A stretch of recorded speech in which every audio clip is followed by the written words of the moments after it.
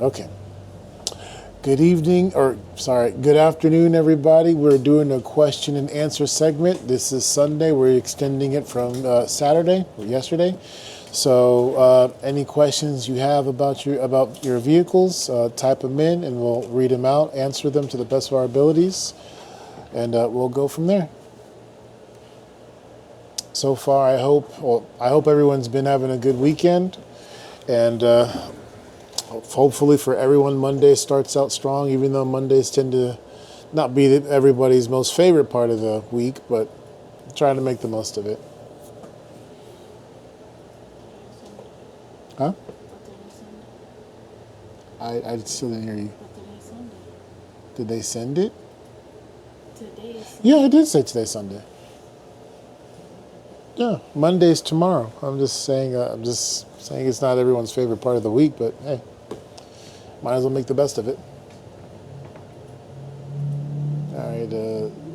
Which one is Facebook and which one is TikTok? My phone is TikTok. Okay, gotcha. Walter George says good afternoon. Thank you. Good afternoon to you too as well.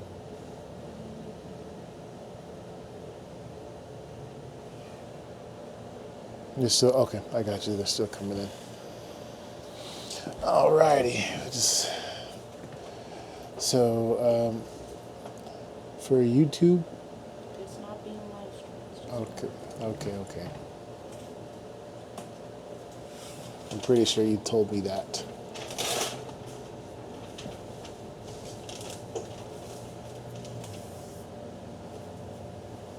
I'm seeing. Okay, we're getting some people logging in. Tina Alexandra on Facebook says, finally I caught the live. Okay, nice job, Tina. Hopefully you enjoy it.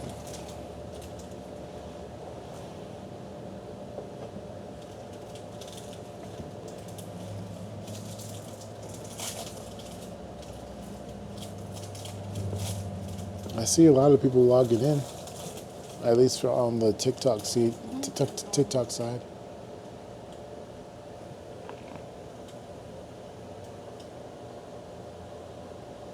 So, okay.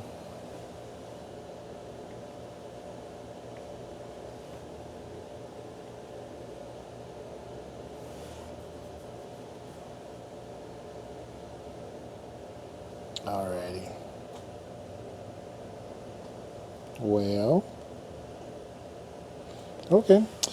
Well, while we're letting everybody log in and write in some questions, I guess we can talk about some goals that we have in mind. We obviously would like to take care of as many people as we can that come in and see us.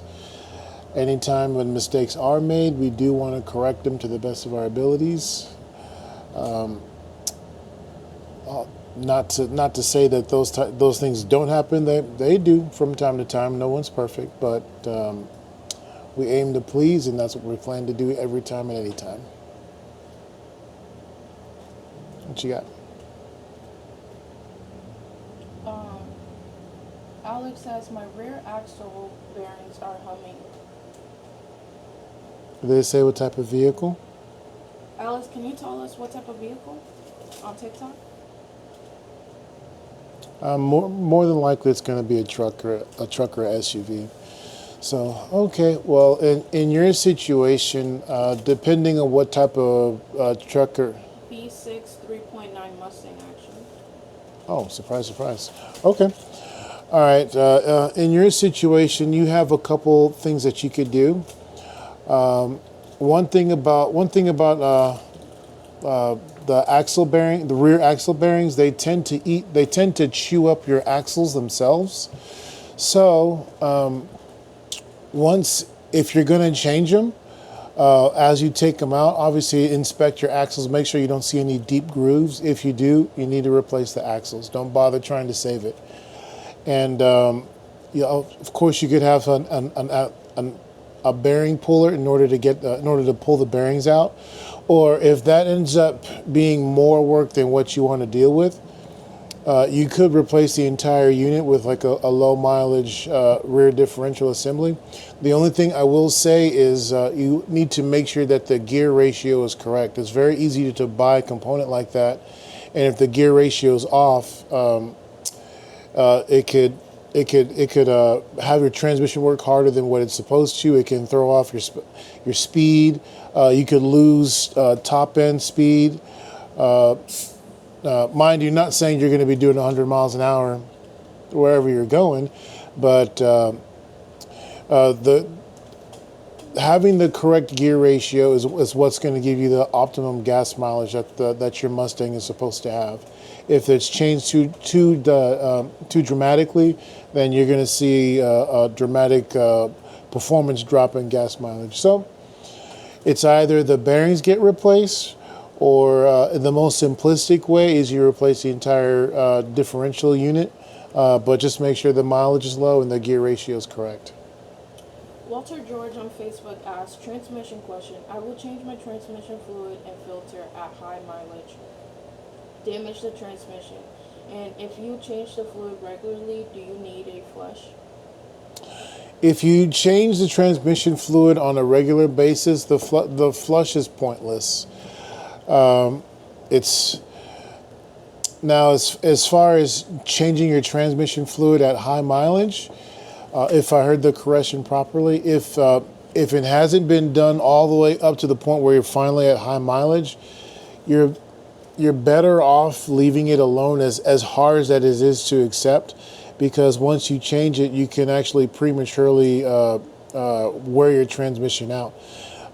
Just because of the fact that the old transmission fluid will be thick and the new transmission fluid will be thin. And because the fluid's too thin, your transmission doesn't have anything to necessarily grab in order to move forward. So if you've been keeping up with it, perfect. That act by itself is the secret to really make your transmission extend far longer than the average car. So if that's what you're doing, kudos. Tina Alexander asks, I have a 2018 Chrysler 300 Touring. When I go over bumps, I hear a small squeak, and it feel like my car is pulling towards the left. Is the suspension and left is the suspension, and is it expensive? Chrysler, what again? 300 2018. Okay. To be honest with you, that particular platform of Chrysler, Dodge, and Jeep, well, not really Jeep, but anyway, I guess expensive kind of depends on where you stand on things, but to be honest, I would say yes. You have four lower control arms, 2 upper control arms, and unfortunately, that particular platform is the same platform that goes on the Dodge Challenger, the Dodge Charger, the 300. They all share the same suspension components, but I will say this one thing about them. You don't want to just do only one side of it or just do it piece by piece. The best way to take care of it is to take care of all your control arms and the upper control arms all at once in order to get rid of the noise. And the reason being is just because they're notorious for wearing out. And another thing I'm going to say is don't bother getting online trying to buy one of those suspension kits that claim that they're good quality. They're really not. You could do that. You could buy like an eBay kit. It'll only last for like maybe a month and a half, and then all your squeaks and rattles come right back. So if you do have to do it in pieces, then what I recommend for you to do is this.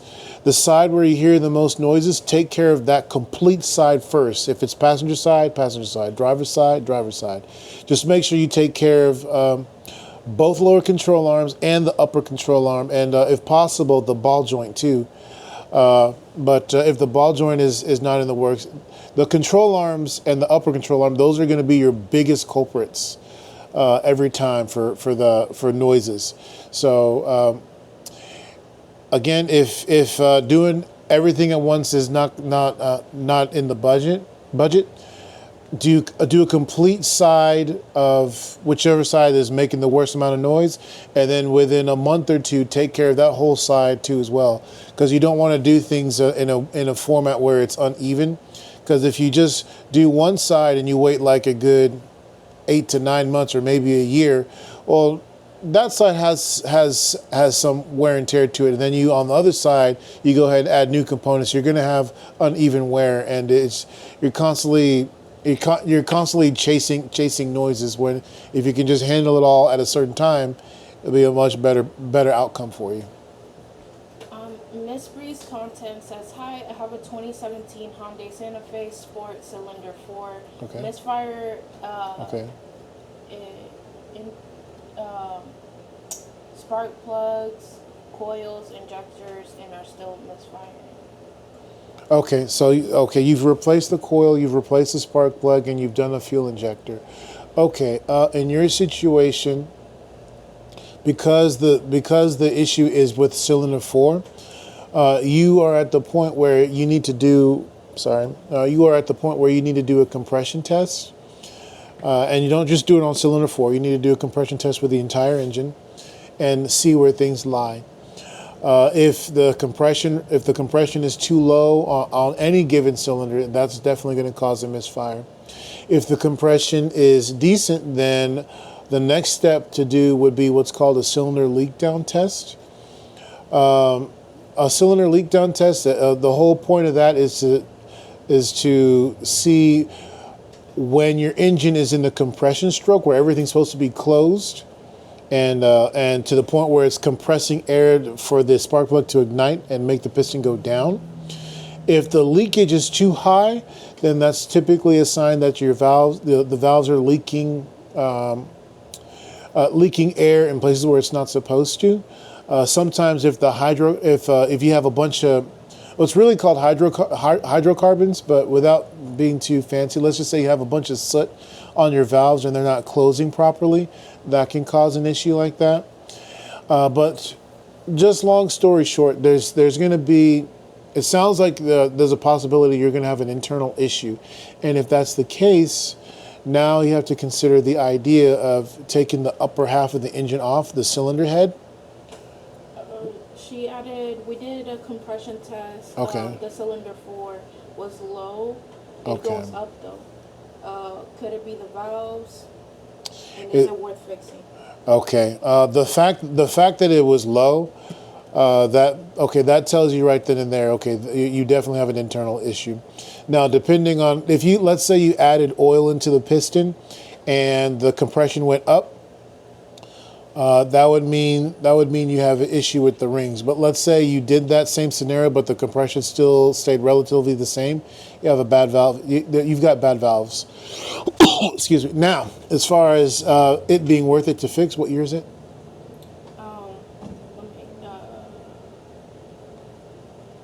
It's a 2017 Hyundai Santa. Okay, so I'm assuming you're going to have your engine's going to be the 2.4 engine.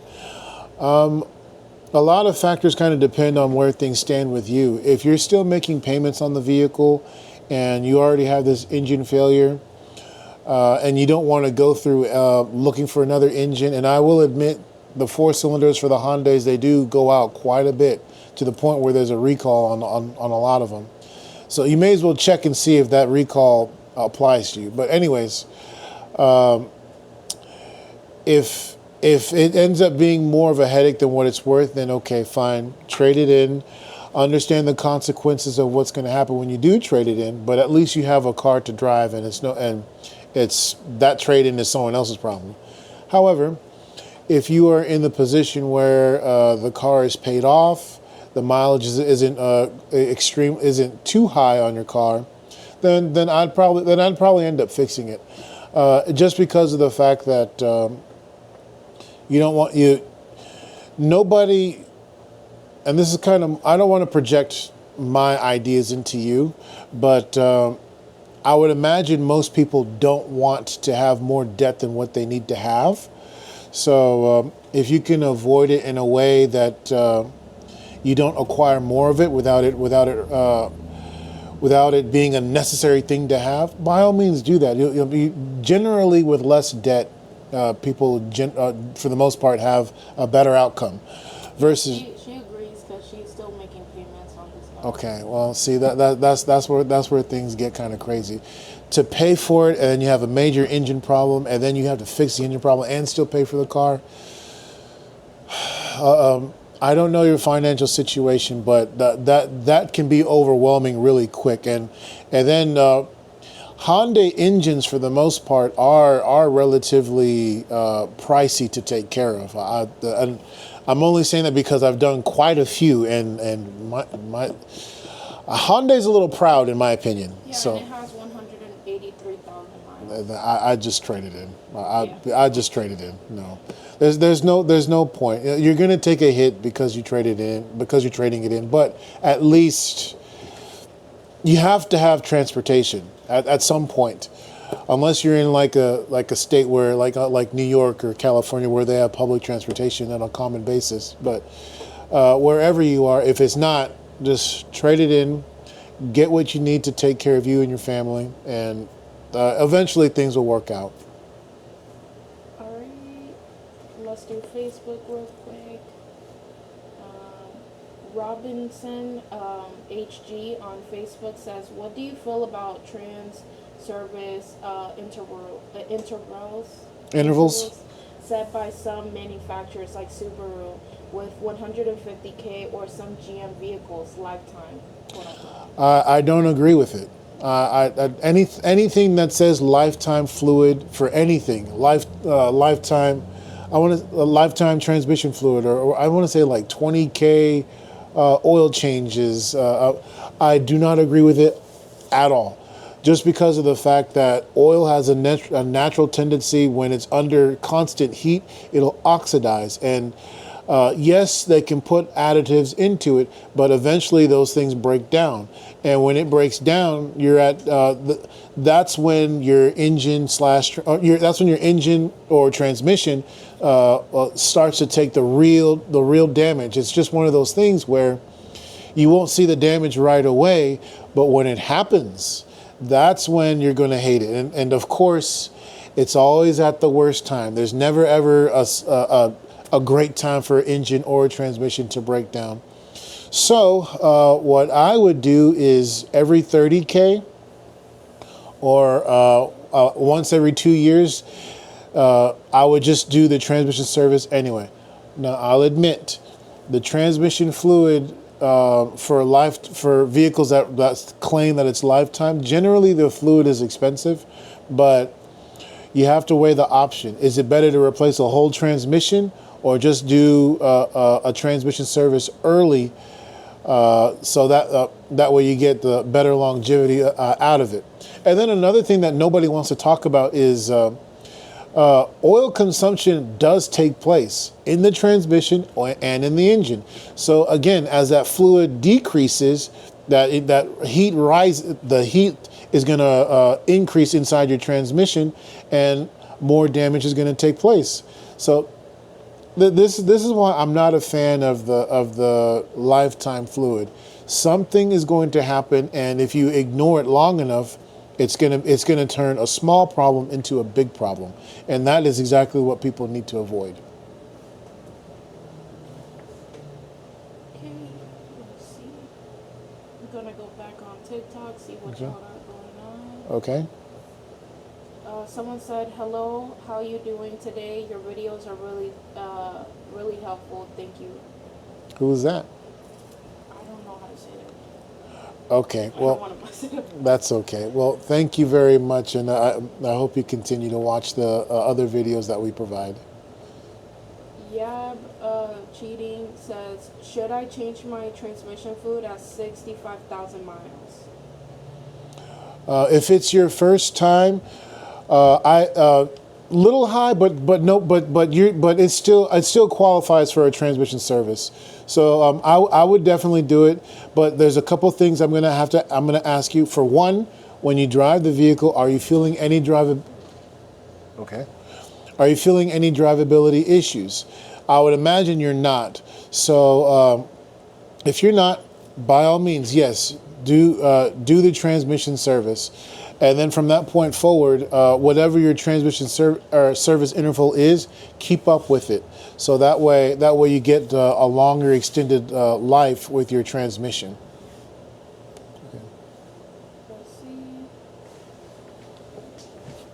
Andrew asks, what do you charge for an oil change on a Aston Martin D? Oh boy, yeah, that's one of the top end high end cars. To be honest with you, I've never done an oil change on an Aston Martin. But if I was to, I have no idea what the price would be for something like that. But I would have, okay, I would imagine something like that. Bare minimum, you're probably going to be spending anywhere between $600 to $700. And I could be way wrong, but. We can always give you a quote. Yeah, I mean, we can find out. I wouldn't be surprised if I have to get all your components from the dealership, but that'd be interesting. I can say that probably the most I've had Maseratis, but even then, a Maserati oil change really isn't that expensive anyway. On average, about $180, $200, but sometimes a little more depending on what style it is. But that's about as far as that goes. But I would tell you this: it'd be very interesting. I'm not, but I guess we'll find out sooner or later. But thanks for asking. Go ahead. Okay.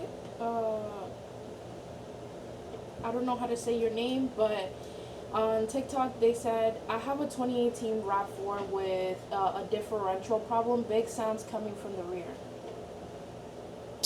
Okay, depending on what is actually causing that sound. Okay, as far as the differential is concerned, typically when it's the actual differential, the noises that occur are typically two sounds. One, when you press the gas, you'll hear a higher pitching sound, and then when you let off the gas and just kind of let the car cruise, you'll hear more of a low pitching sound. That's typically with the gears in your differential. Now, let's say it's going to be a bearing issue, and you're driving along. Typically, the faster you drive, the louder the sound will get, and the noise won't quit. It's just a constant howl that doesn't stop. So, any case, the best thing for you to do is at least have the fluid checked to try to get an idea of how much damage is taking place. And the reason why I say that is once you get an idea, you don't you can kind of give you a window of how much time you have with it. Now, the last thing you want to do is continue driving it like that, because if your differential seizes, it'll be more than just the differential for you to repair. You're more than likely going to have to replace the transmission too, because your vehicle is in motion, and if there's just an abrupt stop, anything amongst that system that's taking the abuse of that abrupt stop is going to receive damage.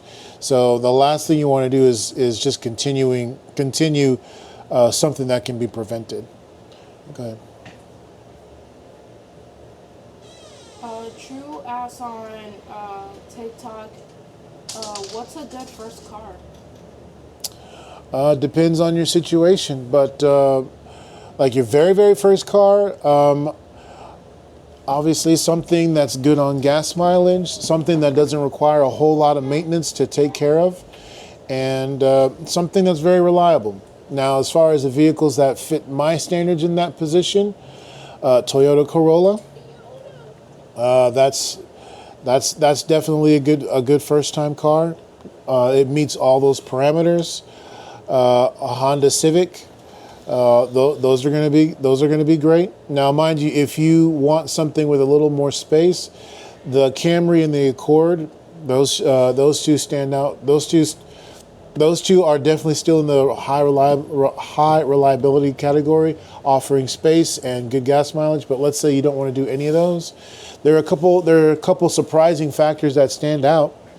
The Mazda 3, believe it or not, those are actually relatively decent cars. The only thing I don't like too much about Mazda is when it comes time for parts, they can be a little tough to find on the aftermarket side of things. Sorry, my seat. And then the older Hyundais and Kias were definitely up there. Today's Hyundais and Kias, I would definitely say no until they finally get this engine recall situation resolved. But let's see. If I was going to say like another two besides those three I just said, believe it or not, the Subaru vehicles, they're actually pretty good. Only thing about them is finding parts for them as well. It gets kind of tough to do sometimes. And then the last vehicle, I would probably say, that's a good one. We do have a YouTube video on this, so if you guys want to go watch it. Oh yeah, we did do this a couple months ago. Yeah, I'm somewhat revising the list. But I mean, I'm it's just still saying if they want to reference it, we go like way more into detail on that. So go check out our YouTube. there should be at least one more that stands out, but. And then a lot of this, I have to admit, it kind of goes by the eras of vehicles. But if I'm going off of today, like a 2025 or 2026, I'm not sure if you can get a 2026 now. I mean, we're in October, so we should be close enough. But anyway, 2025, 2026. The last vehicle, I would probably say, man, that's tough. Nissan's in question, so man, that's a good one. I'll say 4 for now, but that 5th one I really got to think about it because unfortunately the newer cars they're not as great as they used to be. There were some cars that we could say, hey, they're bulletproof, but for whatever reason, quality has been on a decline until things shape up. It's going to be hard to say, but for now, we'll just those 4. They should work out. Go ahead. I'm excited to say what Rick Repair has said on TikTok. He says, as a Bugatti technician here, it's around $7K to $10K for an oil change. Are you kidding me? Wow. Okay. Thank you very much for letting me know. Clearly, I was way off. I was trying to look at something that's practical. $7,000 for an oil change. I mean, boy, that must be some real special oil. Same oil that comes out of the ground and throw in a bunch of additives and say, hey, that's that. Wow, 7,000. Wow. Okay. I mean, granted, I understand it's probably far more labor intensive than what I would expect. But mind you, again, a vehicle like that, of course, I'm just saying, if it was me and I was doing that oil change, I would follow everything to the T. There's no way I'm going to mess up on that oil change and say, oh, well, I mean, forget the suing part. It's just the fact that you damaged the vehicle and now you got to fix it because you didn't do it right. No, thanks. No, let's whatever the. Well, I'm not sure what Bugatti would have to say, or at least for Aston Martins would have to say, but whatever they call their plan, I would follow it to the T. All data, well, at least when I was at BMW, we called the chart, a diagnostic chart, a test plan. So I have a tendency to call everything a test plan, but at the end of the day, it's a chart that you follow to make sure you go through all the steps and you do the job properly. But go ahead, Gabby. Do you have the iPad there? No. Okay. Walter George says, on my 2010 Cadillac Escalade, Okay. I'm having intermittent issues where the engine light flashes, and I get a service. Uh, It flashes. Stabilizer- Okay. Stabilizer. Stabilizer link. Yeah. Yeah, or And traction control. control Yeah. off message on my display. Is that a ground issue? No, the fact that the check engine light comes on and it's blinking, or at least, or blinking and flashing can mean different things for people. I'm just now having to accept that idea, but I'm going to interpret it the best way I can. When it's flashing, it's actually coming on and turning off in a decent pace. Generally, when that happens, it's because you have a misfire of some kind, and the stabilizer link traction control light will come on in an attempt to correct the situation. Now, mind you, the traction control setup and the check engine light setup, they're two different systems, but when the car is failing, the car has safety parameters that take place. Typically, when how the light is flashing, the brakes will kick in and attempt to slow you down. Just the car is basically trying to save itself. So that way you have the least amount of damage that's taking place. Sometimes the car will kick into what's called limp mode, and you lose a certain amount of power that you had. But again, this is the vehicle's way of trying to save itself. Now, as far as the flashing check engine light, what needs to happen is it needs to at least be scanned to see what the code is. And I hate to say it, because you have a Cadillac, the misfires that happen like that, they need to be taken much more seriously than other cars that can kind of take that abuse. The reason being is because, unfortunately, lifter issues are a thing with GM vehicles, and if it gets to that point where one of the lifters collapses, it's gonna be an expensive repair to deal with. The cylinder heads are gonna come off, the lifters are gonna have to be replaced, lifter trays, the camshaft, anything that's amongst the front timing cover, as far as like the timing cover gasket, the tensioner. If the chain is loose, and most likely no, but if the chain is loose, got to replace it. So I mean, it's a whole lot that goes into it. So the fact that it happened, even though that it flashed and it may not be there, at least get the check engine light read or diagnosed, so that way you at least know what's going on, and you have it gives you a better idea of how to take care of the problem before it gets into something that's way off into the deep end.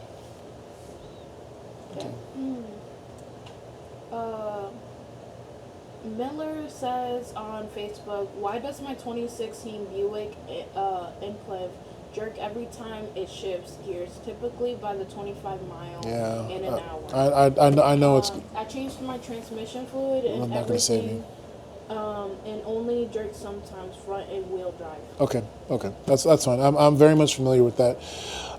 It's not just you. The Chevy Malibus do this. The Impalas do this. The Chevy Traverse does this. The GMC Terrain does this. The Chevy Equinox does this. Pretty much the majority of the GM vehicles that are front-wheel drive will have this problem.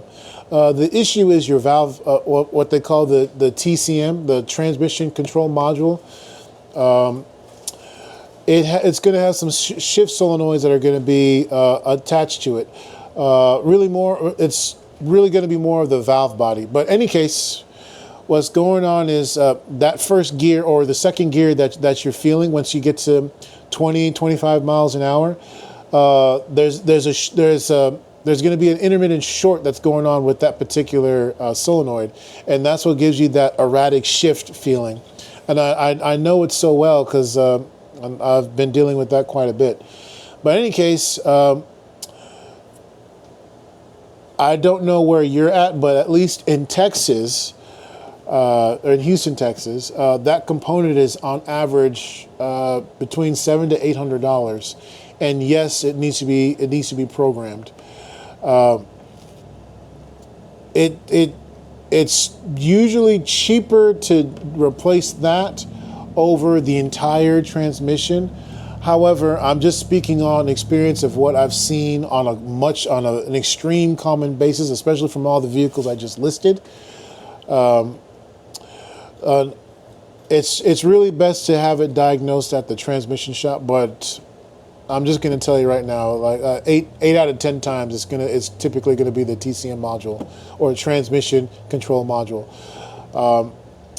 On average, as far as what it would cost to get it completely fixed, obviously that depends on what state you're at.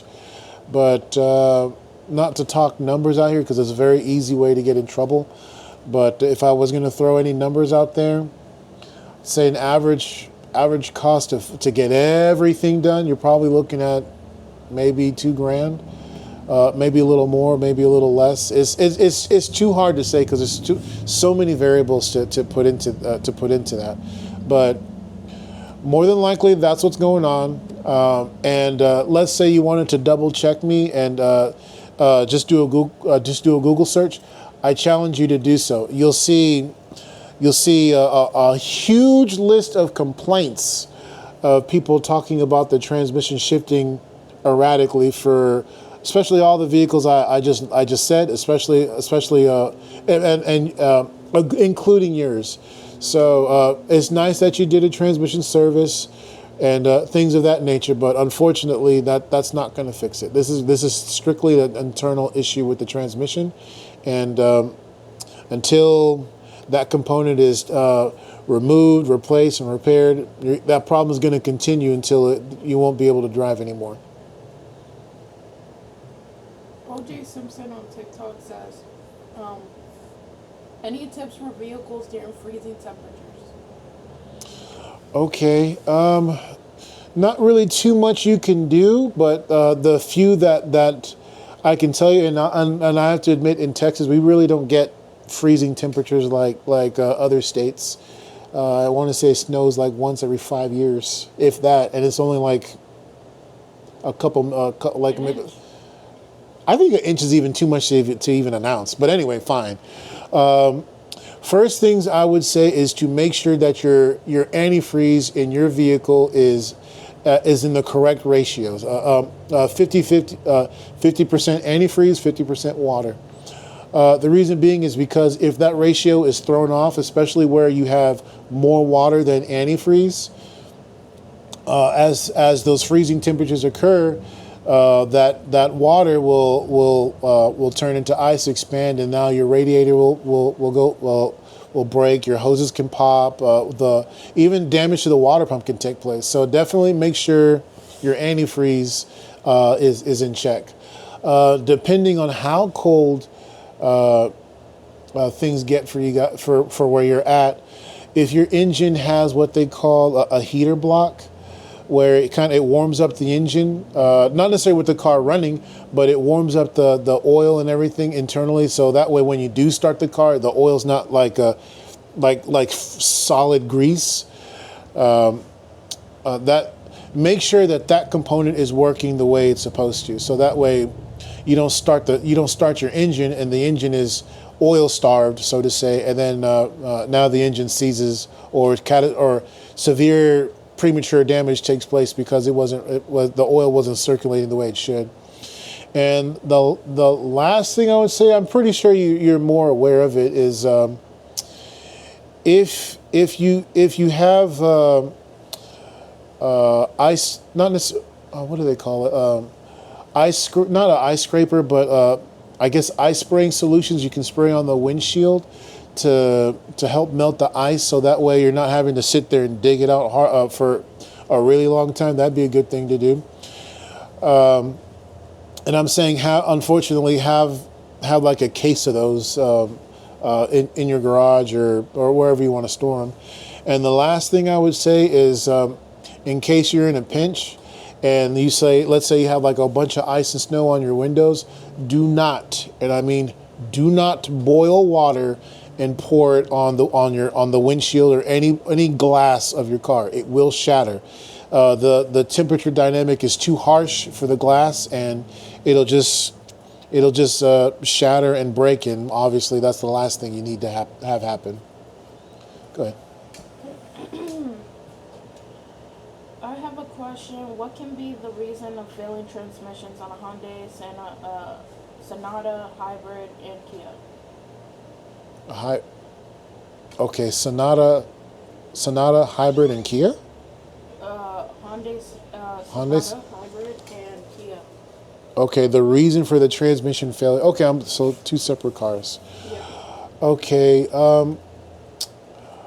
there's a few that stand out, but the most common one is if the service is not being done accordingly. Mind you, I don't know your situation, but that is the most common. The next thing I would say is design flaw. That's typically what we're seeing today in newer vehicles.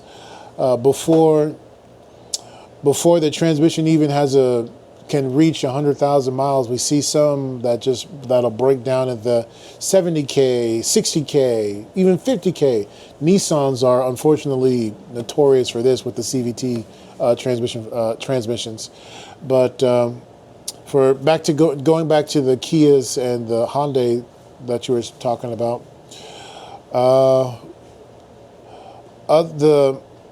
really and truly the biggest killer for transmissions is heat. If you spend a lot of time idling and you have the car in gear without sounding too technical, there's a particular flow that takes place when the car is in gear and when it's in neutral. Just in the most simplistic way I can put it, if you truly want to get the highest life out of your transmission, when let's say you're in a traffic jam or just you're in a long period of idle, instead of having it in drive, put it in neutral. Believe it or not, that'll bring your transmission temperatures down, and it puts less wear and tear on the transmission. Obviously, it's an automatic, and you don't want to shift from drive to neutral all the time. But if you really, really want to get the highest level of extended life out of the transmission, that's the best thing to do. Another thing you could do is have an aftermarket transmission cooler. Obviously, it needs to be installed properly, but that really helps extend the life of your transmission. Most vehicles do come with the transmission cooler of some kind, but they're not necessarily the most efficient. But another thing that I would say that causes the transmission failure on those is if somehow, some way there's debris floating around in the system, components get clogged and fluid doesn't flow where it needs to go. And essentially, if fluid is lacking in a particular area to go in the transmission, then it's essentially starving for fluid, and that'll cause it to wear out quickly as well. So, in other words, if the transmission filter is clogged, that'll definitely give you an oil starved situation and give you those problems as well. Go ahead. For YouTube, can we close it out? Oh, okay. I forgot about that. Okay. Anyone on YouTube, thank you very much for watching. We will do this again Monday. Yeah, for tomorrow. We'll do this again Monday, I believe, 7 o'clock? Is that?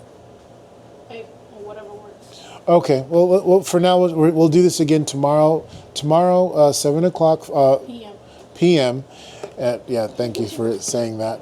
But in any case, you guys have a great weekend. Stay safe, even though the weekend is almost over. But still do those things and take care of yourselves.